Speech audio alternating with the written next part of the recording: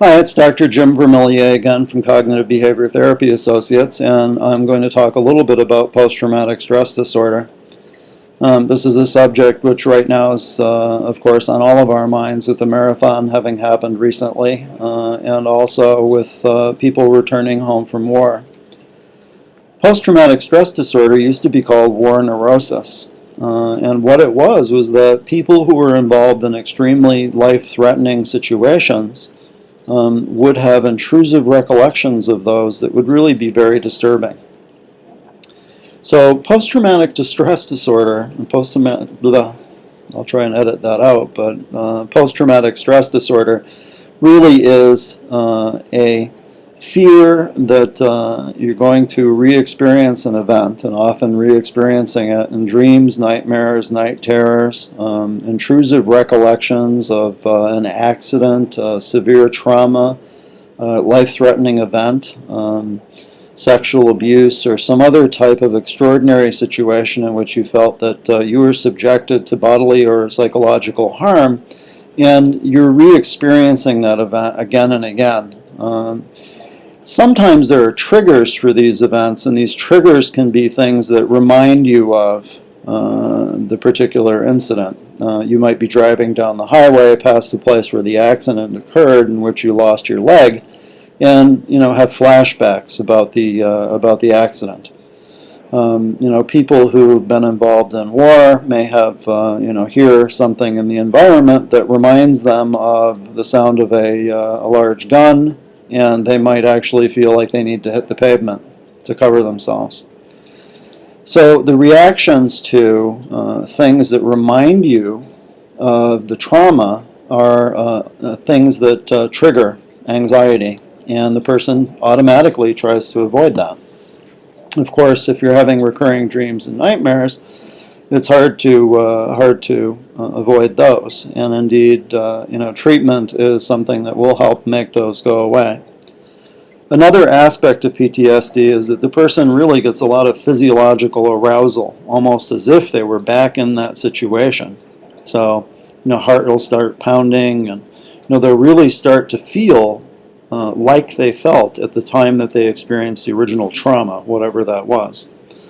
So another characteristic of PTSD is that the person comes to really avoid anything that reminds them of that initial trauma. So they might avoid, driving the car in a particular location, or they might, try to stay away from crowds or loud noises, or might avoid, sexual situations because of childhood sexual trauma.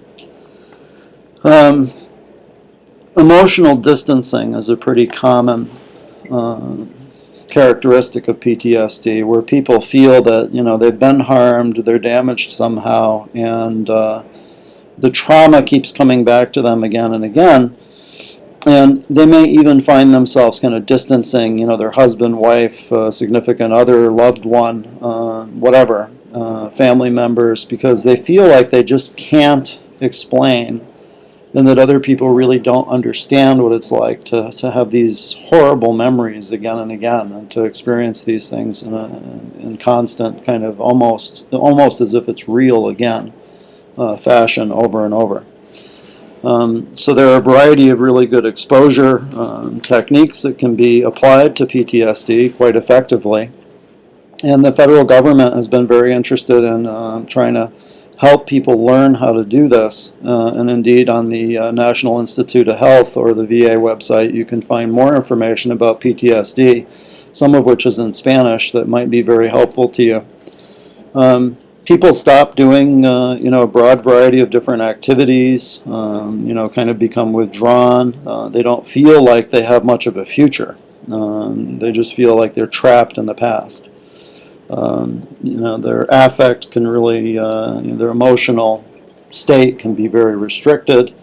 They can have, symptoms that are similar to kind of depression in terms of difficulty falling or staying asleep, difficulty concentrating, problems with irritability or outbursts, hypervigilance, which means that they're constantly, kind of scanning the environment, trying to see, is that something that's, was that scary?